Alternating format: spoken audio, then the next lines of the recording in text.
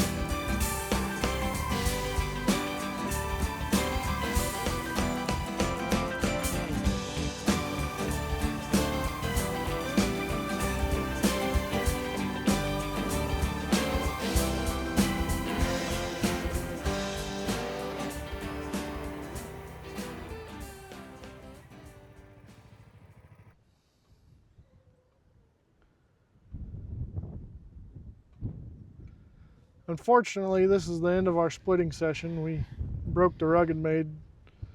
The lever broke right here. We got one ordered. Hopefully we'll be here before next weekend. I'll be on call. I don't know how much firewood I'll be able to do. If we're around the house, we'll work on firewood, but if I get called out, I guess I'll go to work. But today we kind of learned a life lesson. We waited a little bit too long, and some of this wood is not good. Just like in life, if we wait too long for our mental or physical health, it can be too late. So hopefully learn from our lessons and don't take so long to worry about yourself. I want to thank Susie and Buddy for their help today. And is there anything you guys want to add? Thanks for joining us. See you next time.